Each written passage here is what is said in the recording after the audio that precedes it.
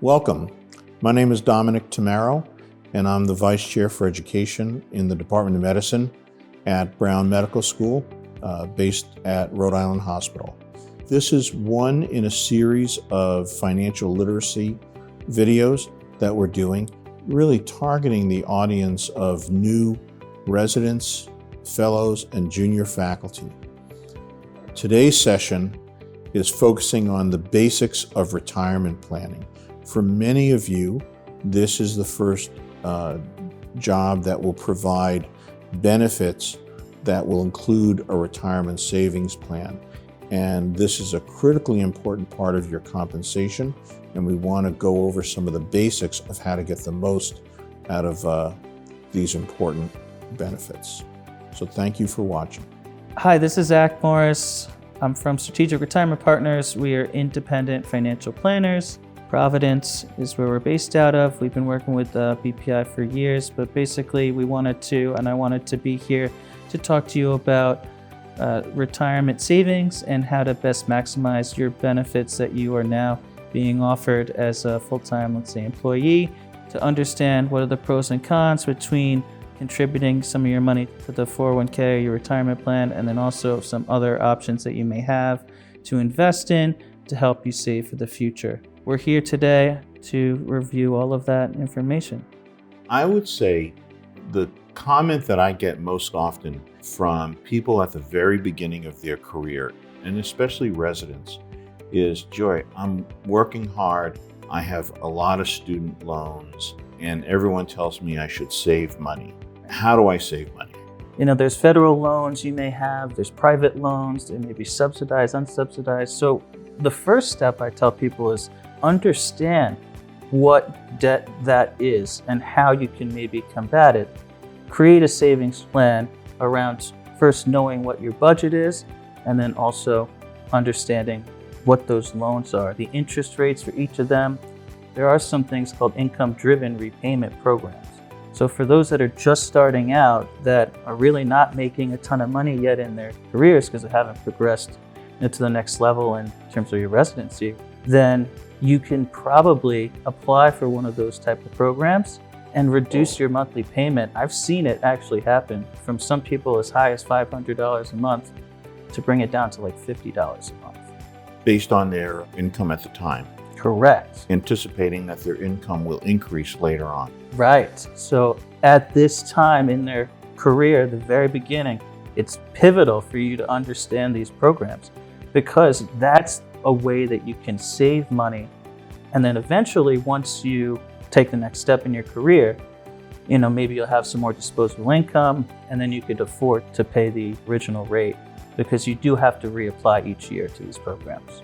I see. And you apply to the original lender? Well, there's different programs too. So there's student loan advisors, and actually companies that all they do is they'll take over like a power of attorney even for you and refinance all your loans for you.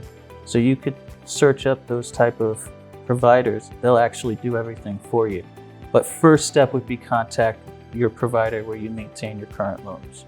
Let's pivot a bit. You mentioned budgeting, and I suspect if people watching are like me at that age, I didn't budget at all.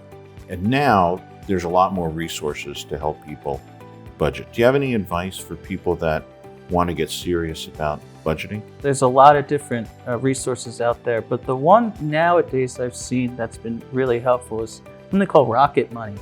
And you may have seen they have some corny commercials, but you may have seen some of their commercials. It's an app you download, and basically it'll sift through your whole type of expenses. It'll look at all of your transactions and then basically say, here's what you're spending money on. And their big seller is, well, how many subscriptions do you have? A lot of people answer that question and really get it wrong, because they think, oh, I'm paying for these many subscriptions, it's costing me this much. But in reality, it's way more, and there's more subscriptions than you really think. And then do you really use that? A lot of banks too now, actually, the technology's improved so much that, like, if you have, Bank of America, for example, or I think even Citizens, a lot of the banks, the bigger banks around here, actually have those type of software in the app now too. As long as you pay attention and you use the section in the app that says, hey, create a budget here or estimate my budget per my transactions here. There's a way that you can do that through even your bank apps. There's a rule of thumb. There's we call it the 50-30-20 rule, if you will. It's more of a guideline, but basically the idea is for 50% of your take-home pay should go towards your fixed expenses. Utilities, rent, phone, things like that. Exactly, things you really can't change. Yeah. Right? That's a national study, so I will give the people, if they are listening from the Northeast, a little leeway because you can actually go into closer to 60% of your take-home pay.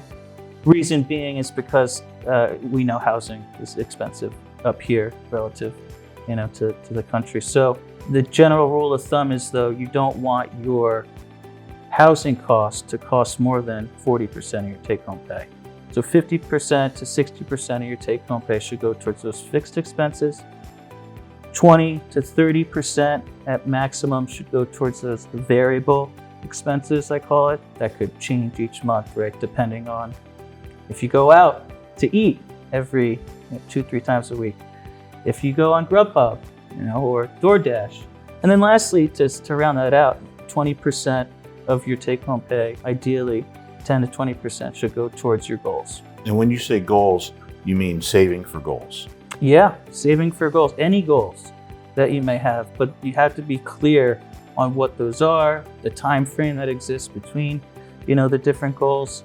So it's really important to be specific and write them down. So if I'm saving for goals, what do you think about the concept of automatic withdrawals and deposits? Fantastic. It's the way to accomplish actually achieving your goals, because what you're doing there is you're paying yourself first. And I call it the Amazon effect. When I give presentations and talk about this, it's consumerism. Really, it's so easy for us to actually spend money. And if you time yourself, I've timed myself. If anyone wants to time themselves, go ahead. From the time you go on Amazon to the time you actually sign out, it takes you less than 15 seconds, if you will, to actually purchase something. It's that efficient. So the point is, if you think you're going to save your excess money after you've paid off all your bills, let's be honest, the Amazon effect's going to get you, or something like that, and you're not going to save as much as you want to for your goals. So that is the most powerful strategy for saving, is direct deposit, get it taken out of your paycheck each pay period if you can. So you never see it. So you never see it, never get a chance to touch it, and neither does anyone else, frankly. Let's say I have this set up. I have my direct deposit, squirreling away 10 to 20% for my goals to save. One of the things that people have talked about is the importance of an emergency fund. Mm-hmm. Can you comment on that? That is the foundation. When I talk about financial planning and prioritizing different accounts or different investments, you start at the bottom of a pyramid, right? And the foundation you need to have, frankly, is that emergency fund. And the reason being, and it's okay if you don't, you can create a strategy to get there. But the reason being is, if anything happens and you really need to spend some money quickly, the boiler breaks, or you have an emergency and God forbid something happens, you have to go to the hospital, right? Anything like that, any emergency. If you don't have a fund set up and built for it, what are you going to spend? What are you going to do? How are you going to pay for that? So a lot of people would say, well, I'll pay it on a credit card. I'll swipe my credit card, right? It's okay to do that if you know what the interest rate is and you pay it off ideally each month so that the interest doesn't accrue. If you have to maintain a balance, 1 month or so be it. But ideally, you want to pay that off each month, and you don't want to hold too much credit card debt, because those interest rates now could be 25 to 30%, maybe even 35%, depending on the type of credit card that you're putting it on. And if you think about any type of investment, that you would want to put your money in alternatively, let's say, it's hard to beat 30, 35% in Right. an investment account. So, if you have limited dollars, you'd ideally not want to put money in an account where you're saving so much. You want to pay off that credit card debt, establish the emergency fund so that you don't have to maintain that credit card debt. And then if you have excess money, after you've established the emergency fund, then that's when you have the time to invest and maybe start to think about some other products. Once you go 1, 2, 3 months at 30% interest, it becomes increasingly more difficult to pay off that loan. And that's what gets people into financial difficulty. Yeah, I'll give you just, while we're on the topic, a quick example. And in the presentation I used to give, the example was if you bought a $2,000 product and the interest rate at this time, they were lower than they are now, it was 25%. If you just paid the minimum, $2,000, 25% interest, just paid the minimum, it will take you 17 years to pay off that item. Your money could have been doing a lot more better Right. things, right, for you over 17 years, frankly. So that's something I always tell people, and that's why I always say you really need to have a plan to pay down that credit card debt if you do maintain for more than a few months. Yeah. Okay. So let's go back to the emergency fund. How big should it be? Yeah, so that's a good question, and it varies depending on your situation. And I'll be specific here. So if you're like a single earner in a single family, ideally you want to have closer to 6 months of your living expenses in the savings account. Savings account could be a high yield savings account. Savings account could just be a normal savings account. You could have it in your checking, but the point is that money you want liquid, easily accessible, and it has to be, in something that's guaranteed. You don't want to put your emergency fund, let's say, in the stock market or investing it somewhere where it could be volatile, because you're defeating the purpose of the fund. The fund is there for security, so you need to have it, secured. So 6 months is for a single earner. Closer to 3 months would be for a two-family, let's say, earner, because the thought is, if I'm a single individual and I lose my job, I don't have a buffer, right?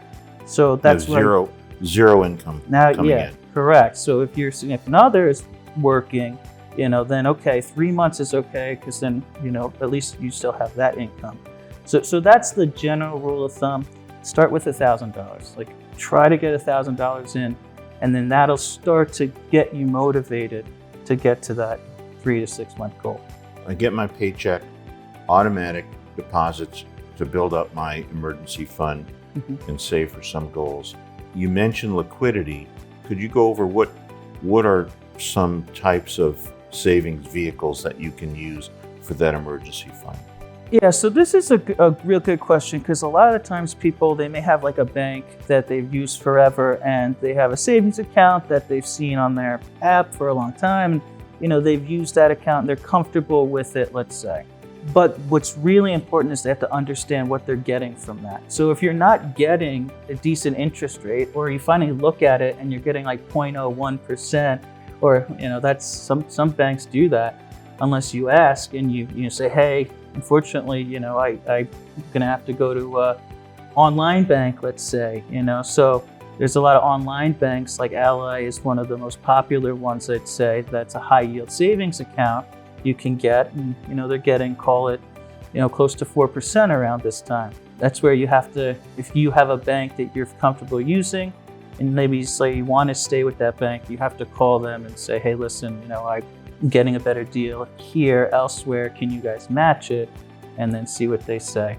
But high yield savings accounts, to answer your question, is the product. And those are liquid enough for an emergency fund? Yes, yeah, extremely liquid. You can also open a brokerage account. So an individual brokerage account or a joint brokerage account with you and your significant other. But what's really important is, even if you open that account and you just transfer money over and you use it as frankly a bank account where your money just sits in cash, you don't invest it, which you can do, a lot of the times that money gains higher interest than some of even these high yield savings accounts. So those are called money markets. So money markets is the other product, but you have to usually buy them through a brokerage firm.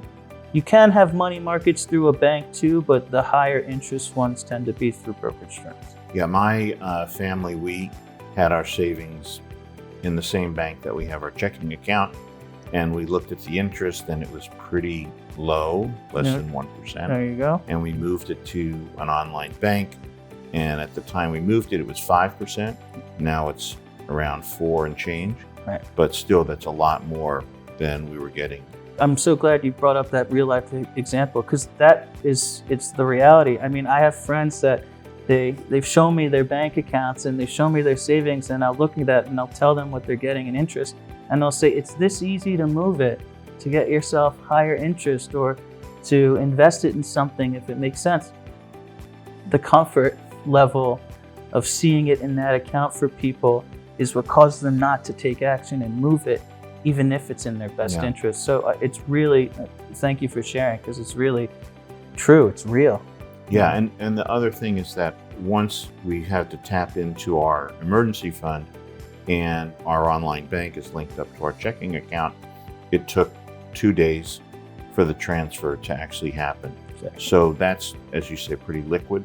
It's important to have those monies liquid, and that term is just easily accessible, so even if you have some money in, let's say, stock market, if you invest in stocks and you sell out of those investments, they're available within 2 days, if you will.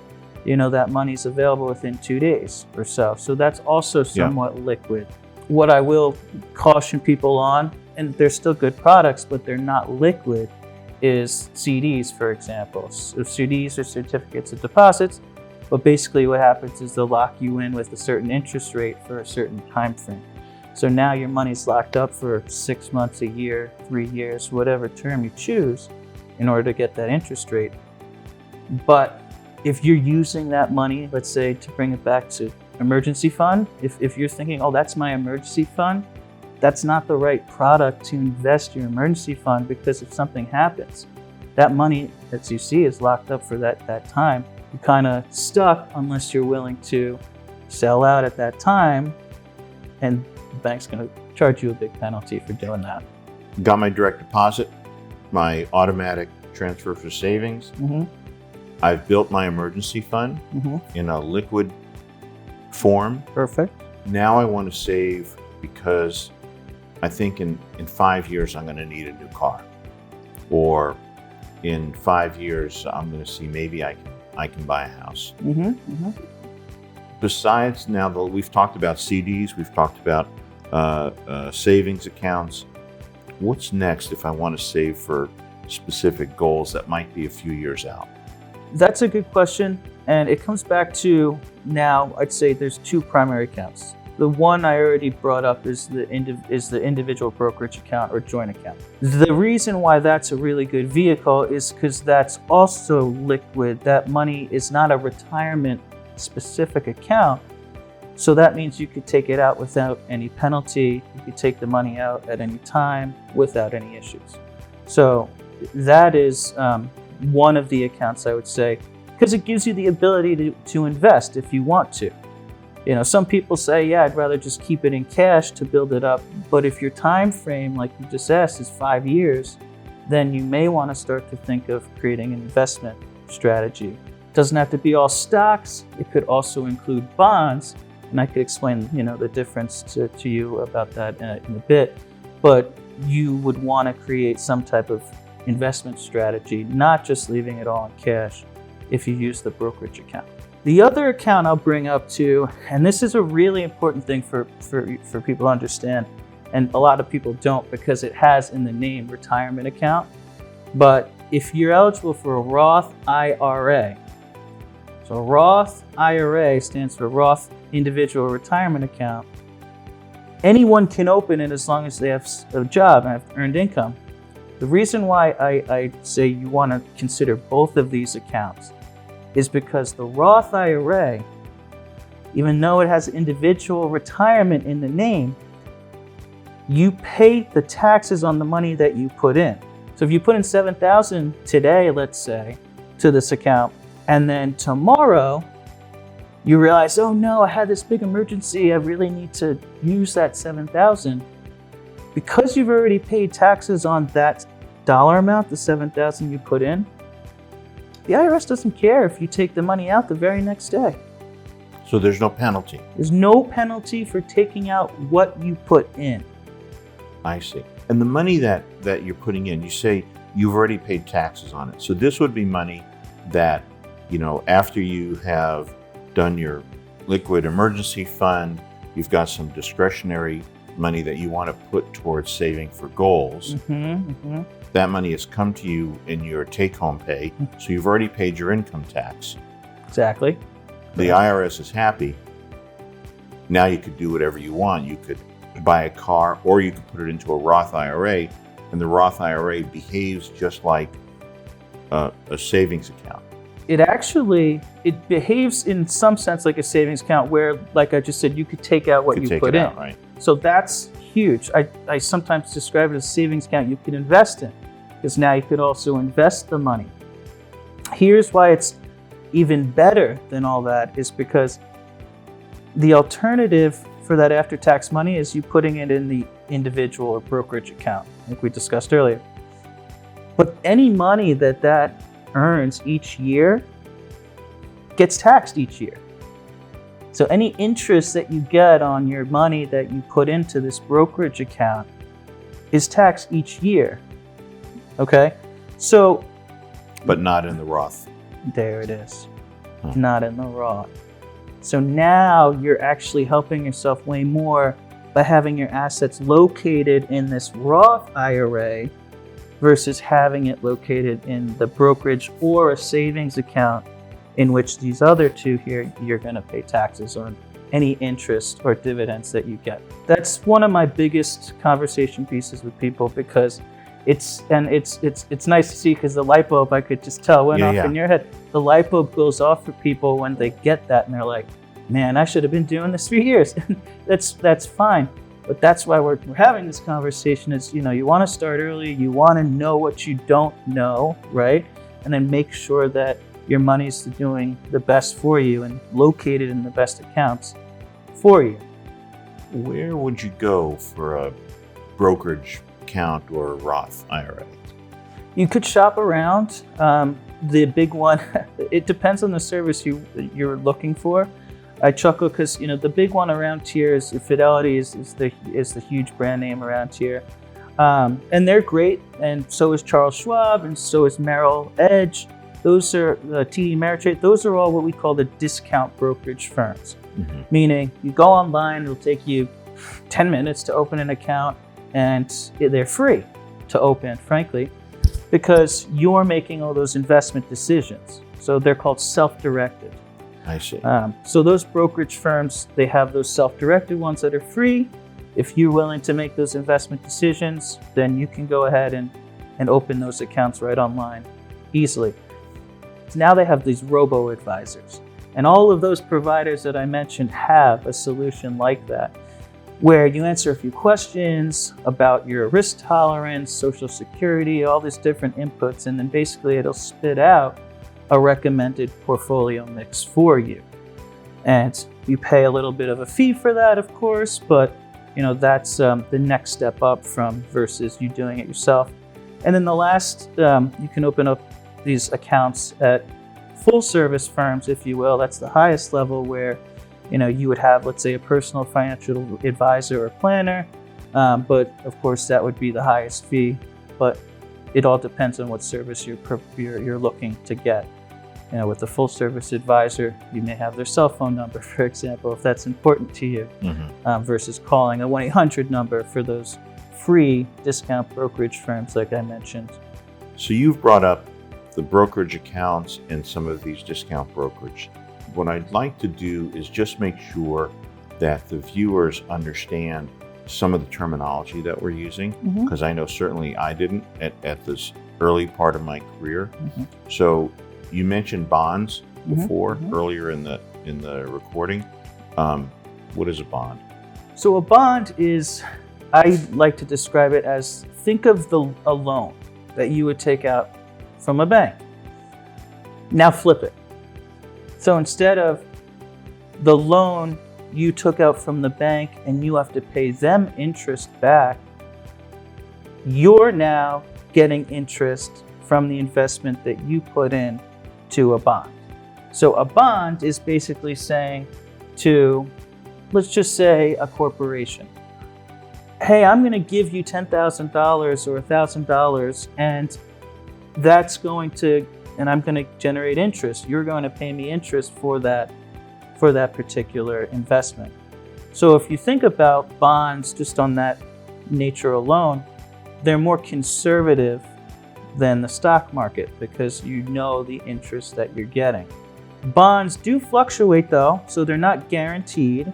So I want to make that clear because the price of a bond is sensitive to interest rates. So if interest rates go up, so going back to my example, right? If I paid you today $10,000 to invest in, Dom bond, okay? Mhm. And you said, I'll give you 5% interest, Zach, that's great, okay. But if the interest rates are, let's say 5% today, which is why you're able to give me that, if they now go down, then the price, so in the market right now, that's somewhat happening now. You'll see it from your CDs, you'll see it from your money markets, all those different accounts. When the interest rates go down, the price of the Dom bond that I bought goes up. So they're inversely proportional. And the reason that's important is because, right, I'm getting 5% from you because of my investment. If now I invest in, if a new bond comes up when the interest rates are lower now, let's say 6 months from now, I'm getting only 3% from a second bond I take out 6 months from now with you.